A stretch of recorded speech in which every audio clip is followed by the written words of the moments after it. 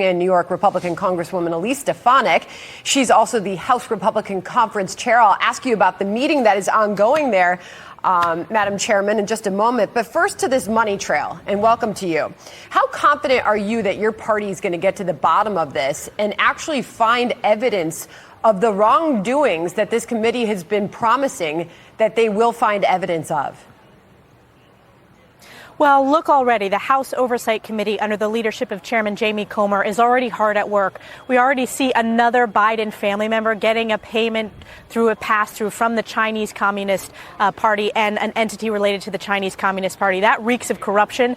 This is multiple Bidens, whether it's Hunter Biden, Haley Biden, or Joe Biden's brother, as well as the 10% for the big guy, which I believe is Joe Biden. But it's our job to get transparency and accountability and follow the facts wherever they may lead. We've been in this majority for 3 months, Sandra, and we were already hard at work bringing accountability and bringing transparency, shining sunlight to make sure that we can root out any corruption. Because there's obvious questions based on the financial records we've seen so far. Who is that fourth unknown Biden in the money trail that was revealed on Friday? And also what services were rendered for this amount of money to be transferred to Biden family members. How do you believe, Congresswoman, that all of this will affect President Biden's expected reelection bid?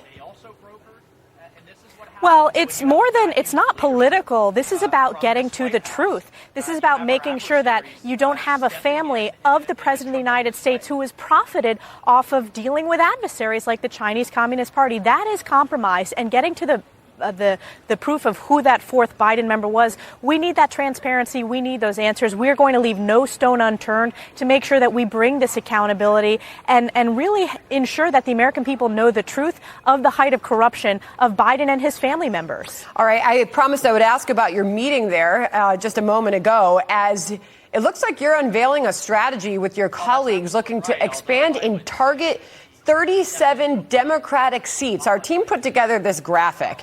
You tell me what the strategy is, because you say that 37 districts are pickup opportunities for next year's elections for your party, including Democrats who flipped seats last year in districts Biden lost in 2020, like Marie Perez in Washington's 3rd, Marie Peltola in Alaska's at-large seat. It also includes swing districts where Dem incumbents held off Republican challengers in November.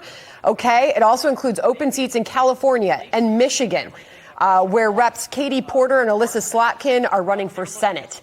What's the strategy to see this play out for your party? The strategy is we're going on offense. We saw this past election cycle that the American people were looking for leadership. House Republicans ran on our commitment to America, an economy that's strong, a nation that's safe, a future that's built upon freedom, and a government that's accountable. And in the state of New York, we won districts that Biden carried by double digits. So we're going on offense. And importantly, in the first 3 months of our House Republican majority, we have delivered results. Of the 35 bills that we've passed, over 30 were passed on a bipartisan basis on issues ranging from unleashing American energy independence, standing up for fundamental freedoms, getting rid of these punitive COVID mandates. So we are just hitting the ground running, and we're going to make sure that we deliver those results and ultimately grow our majority in 2024. All right. I want to ask you about what we are waiting at this hour, and that is President Trump says he expects to be arrested tomorrow. As New York law enforcement, we have been told, is preparing for this possible indictment. Just want to get your reaction to that as we await anything in the next hour or so on this.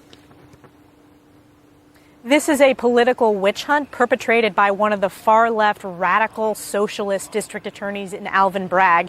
And let's take a step back, Sandra. I am from New York. I'm a New Yorker, and we've seen a crime crisis. Alvin Bragg and the fact that he is taking felonies and pushing them down to misdemeanors and is refusing to prosecute crimes. Yet in this case, he is pursuing what is considered a zombie case. There's no there. And it's just about punishing political opponents of Democrats. Joe Biden is losing in a head-to-head against Donald Trump. Donald Trump is the most likely Republican nominee and therefore the most likely political opponent of Joe Biden. So the fact that they're using the Manhattan DA's office to pursue this, it just reeks of the weaponization of the federal government. I serve on the select committee for the weaponization of the federal government. We need to have Alvin Bragg testify under oath to get to the bottom of this and to get to the truth. All right. We really appreciate you joining us there from Orlando, sunny Orlando, but chilly Orlando. Congresswoman, thank you very much for your time. Good to have you on the program. Thank you. Okay, John? Sounds like